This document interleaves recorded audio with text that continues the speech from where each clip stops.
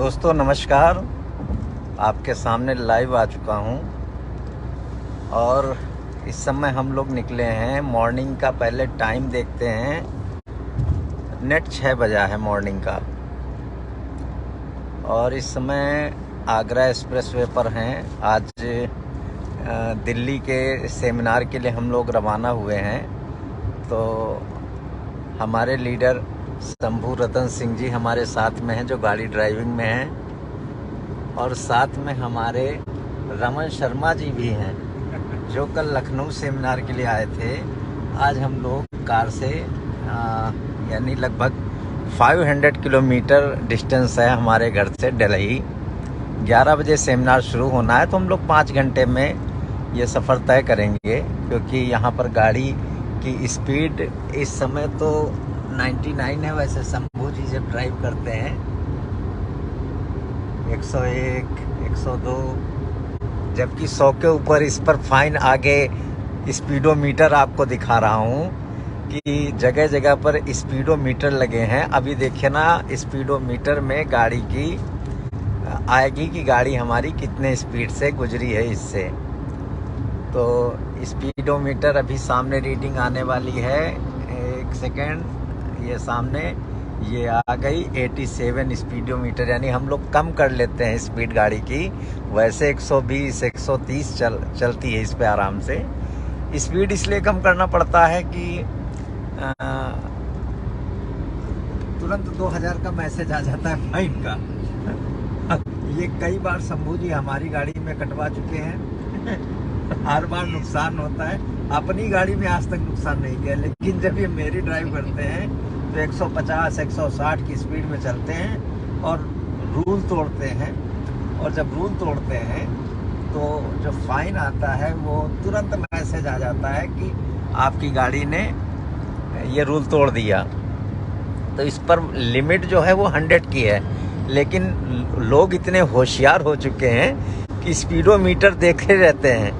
जैसे स्पीडोमीटर सामने की तरफ दिखता है, तुरंत गाड़ी की स्पीड कम कर देते हैं कि स्पीडोमीटर, हर ड्राइवर यही करता है। जैसे हम लोग इस समय 110 में 111 में चल रहे हैं, गाड़ी की स्पीड है, लेकिन हमसे भी गाड़ियां ओवरटेक कर रही हमको।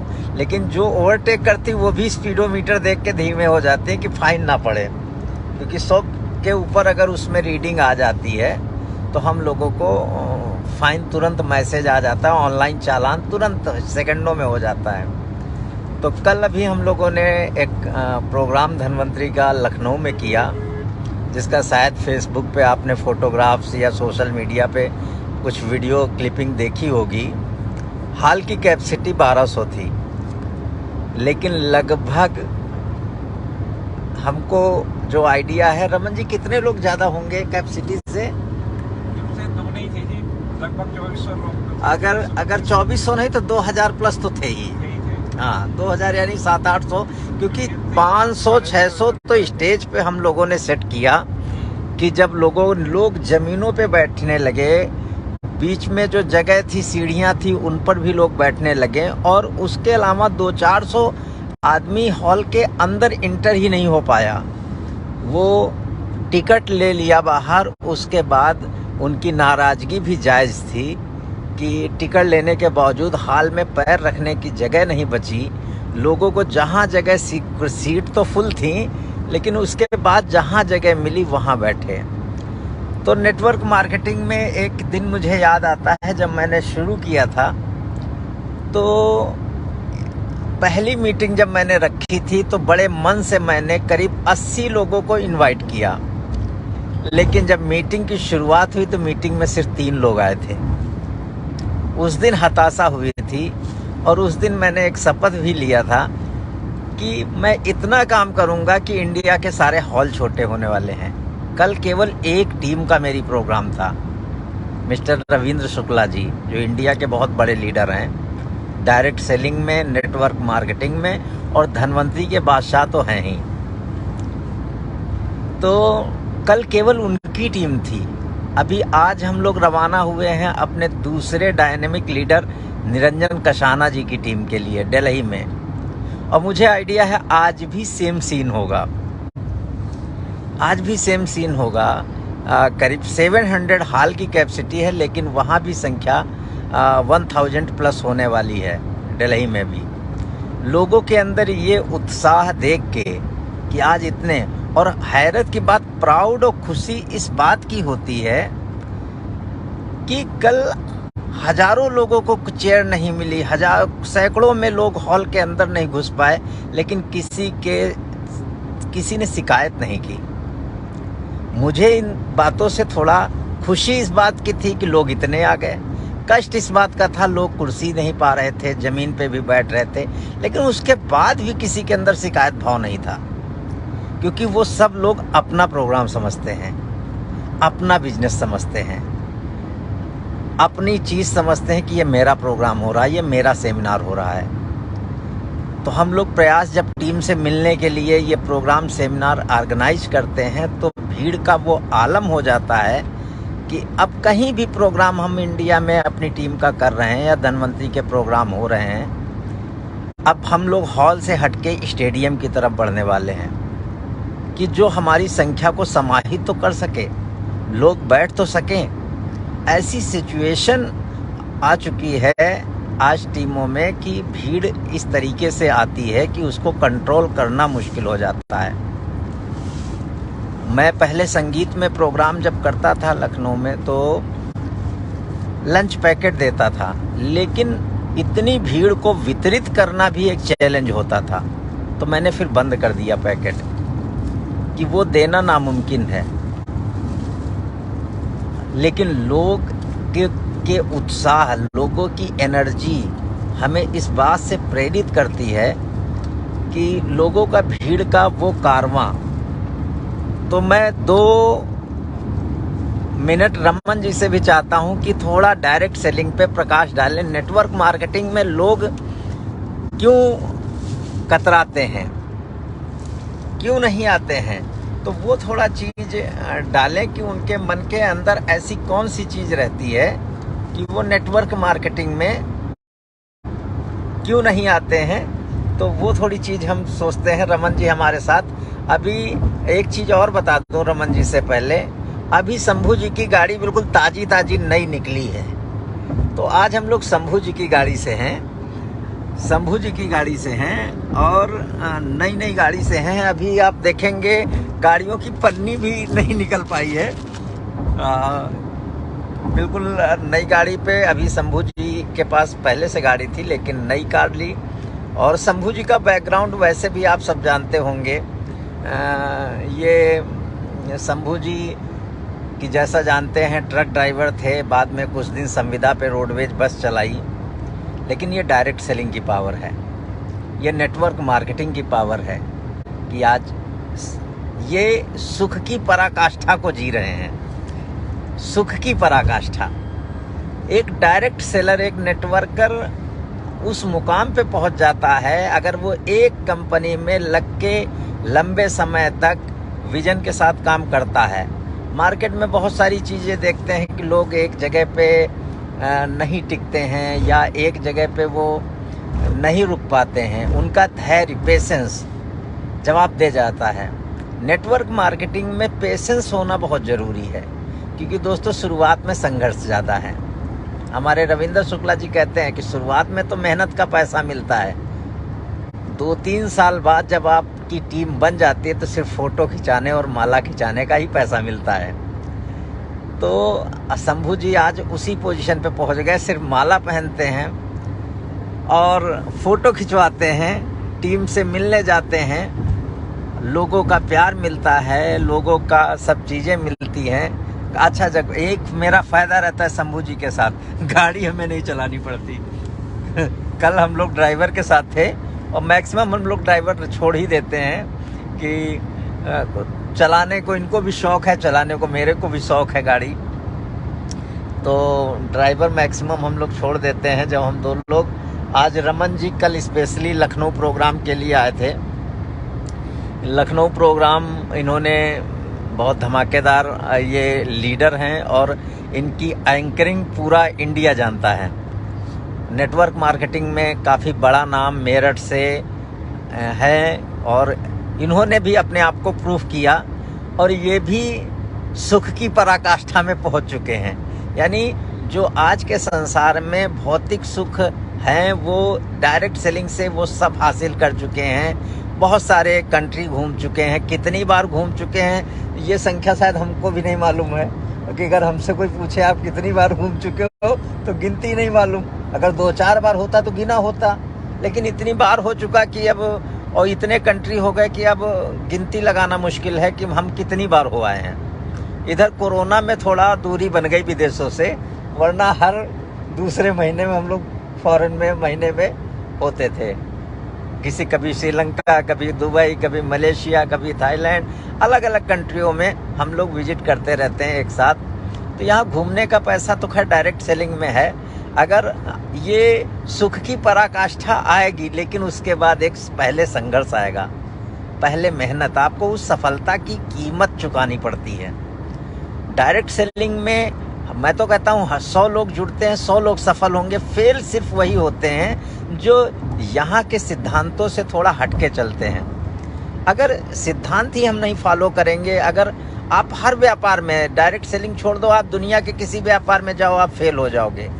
आप शॉप खोलो, टाइमिंग पे ना खोलो उसे, जब मर्जी हो तब खोलो, तो शॉप भी बंद हो जाएगी, दुनिया का कोई व्यापार बंद हो जाएगा। लेकिन डायरेक्ट सेलिंग में भी अगर आप रेगुलर प्रोग्राम कर रहे हो, रेगुलर आपके अंदर एक पेशेंस है, आपके अंदर एक धैर्य है, आप मेहनत करना जानते हो, लोगों को ये विश्वास आना चाहिए कि मैं अपनी अपलाइन की उंगली पकड़ के बहुत आगे तक निकल जाऊंगा। जो आपका अपलाइन बताता है थोड़ा उस हिसाब से चलें। मुझे एक महाभारत का प्रसंग याद आ रहा है कि महाभारत में कौरव और पांडव का युद्ध हुआ। कौरव और पांडव का युद्ध हुआ तो आप जानते होंगे कि युद्ध पांडवों ने जीता, लेकिन पांडव संख्या में बहुत कम थे, कौरव संख्या में बहुत ज़्यादा थे, क्योंकि पांडव की तरफ एक शख्स था जिसका नाम था श्री कृष्ण, यानी श्री कृष्ण भगवान थे। इस वजह से युद्ध जीते। लेकिन सवाल ये बनता है, क्या श्री कृष्ण जी ने युद्ध लड़ा था? तो जवाब आता है नहीं लड़ा था। कृष्ण जी ने तो युद्ध लड़ा ही नहीं।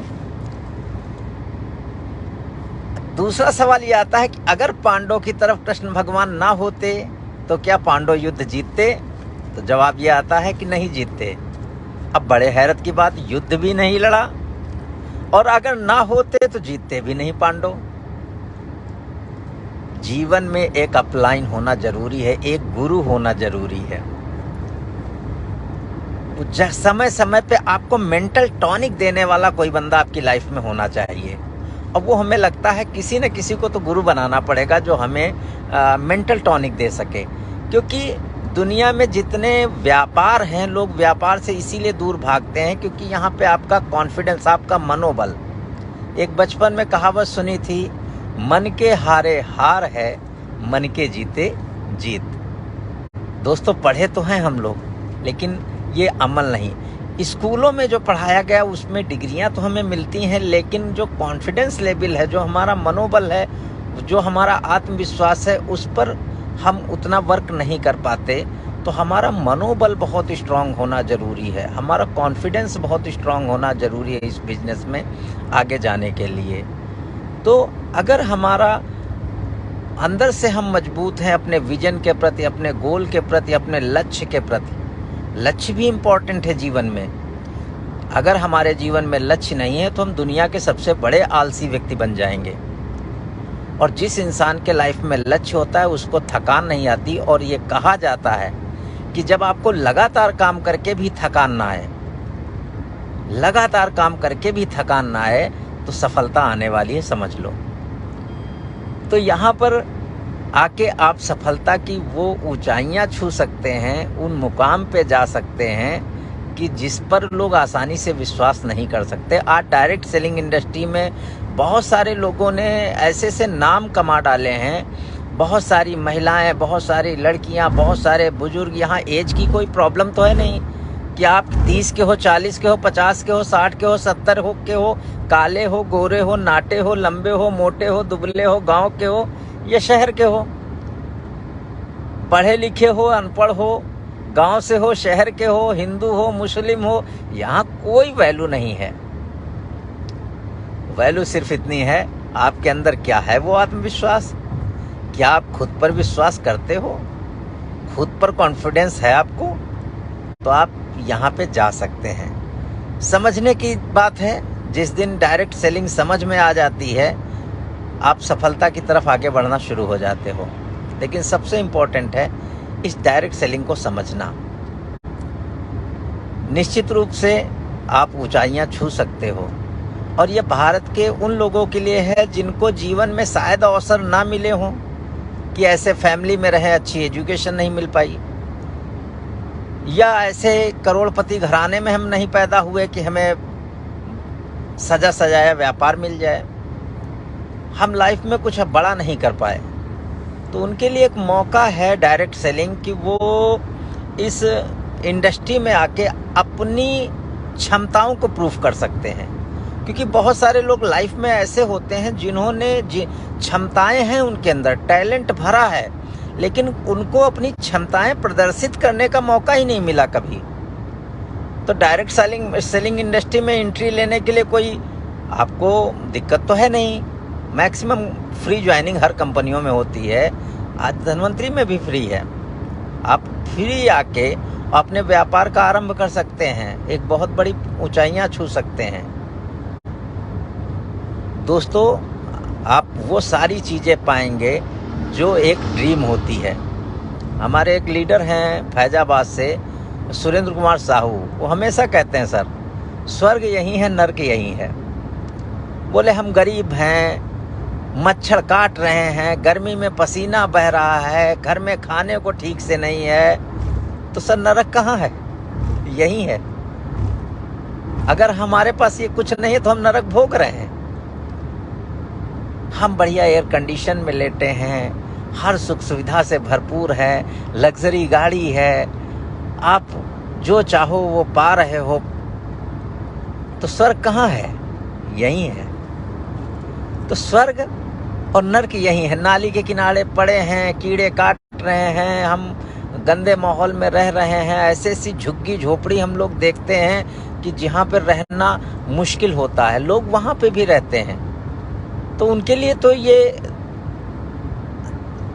जन्नत जैसी धरती भी नर्क लगने लगती है। तो दोनों चीज़ें यहाँ पे हैं। तो आप अपनी लाइफ में सफल हो। आप जब सफल होते हो तो आपके घर वाले भी उस सुख का अनुभव करते हैं, उस लाइफ का अनुभव करते हैं। तो आज मैं लाइव वैसे कभी फेसबुक पे आता नहीं हूँ, आज थोड़ा मन आ गया आपसे बात करने का, लाइव आ गया। और काफ़ी लोग इस समय लाइव हो मुझे सुन भी रहे हैं, तो कुछ मन की बातें निकल गई हैं। जितने लोग सुन लें अच्छा है, और निश्चित रूप से इससे फ़ायदा ही मिलेगा। तो मैं 2 मिनट के लिए अपने रमन शर्मा जी के भी अनुभव दिलाता हूं, और फिर शंभू जी से भी कहूंगा कि 2 मिनट बोलें, क्योंकि ये पूरा एक सेशन हो जाएगा कि जिसको समझना है डायरेक्ट सेलिंग ये वीडियो देखे। रमन जी तो सोने लगे, आपको 2 मिनट बात करनी है। अच्छा सुहाना सफर था आज रात की नींद नहीं हुई। रमन जी दरअसल कल नाइट में मेरठ से लखनऊ आए, तो रात में ठीक से नींद नहीं हो पाई। आज रात में भी हम लोग रात को 12-1 बजे तक जगते रहे, और सुबह फिर गाड़ी 5:30 बजे निकल गई है, क्योंकि 11 बजे दिल्ली पहुंचना है। तो क्योंकि वहाँ हज़ारों लोग होंगे तो उनको इंतज़ार ना करना पड़े, इसलिए हम लोग टाइम के बहुत पक्के होते हैं। तो रमन जी, क्या कारण है नेटवर्क मार्केटिंग में लोग फेल क्यों हो जाते हैं? नेटवर्क मार्केटिंग में फेल होने का सिर्फ और सिर्फ एक कारण है, जो मेरे को आज तक समझ में आया है, वो ये है कि ये दुनिया का सबसे आसान व्यापार है, ये दुनिया का सबसे आसान काम है। जब आसान काम होता है तो लोग उससे उतनी तवज्जो से नहीं करते हैं। जिसमें आपको पूरी फ्रीडम होती है, तो उसके लिए कोई आप डिसिप्लिन लागू नहीं करते हैं लोग अपने ऊपर, क्योंकि इसमें आपका कोई बॉस नहीं होता है, कोई आपको ज़बरदस्ती प्रेशराइज नहीं करता है। जब आप कोई दुकान खोलते हैं तो लाखों रुपए लगाते हैं, तो रुपया जो होता है वो आपको प्रेशराइज करता है, और आप अपने शॉप टाइम पे खोलते हैं। जब आप नौकरी करते हैं तो वहाँ पे ऑलरेडी आपका बॉस होता है जो आपको प्रेशराइज करता है। तो गवर्नमेंट जॉब में होते हैं, अगर वहाँ पे भी लापरवाही बहुत सारे लोग करते हैं, लेकिन फिर भी वहाँ पे एक प्रेशर होता है। तो डायरेक्ट सेलिंग इंडस्ट्री जो एक आम व्यक्ति को जमीन से उठा के, फर्श से उठा के अर्श तक पहुंचाने की क्षमता रखती है। और ऐसे प्रूव हो चुका है, धनवंतरी जैसी कंपनी में बहुत लीडर हैं जो बिल्कुल नीचे से उठ के ऊपर तक पहुंचे, बशर्ते कि कंपनी अच्छी हो। लेकिन एक बात और है, कंपनी बेहतरीन हो, बेहतरीन प्रोडक्ट हो जो लगातार चलती रहे, तो एक आम व्यक्ति, जो भी व्यक्ति अपने सपने देखता है वो पूरे कर सकता है।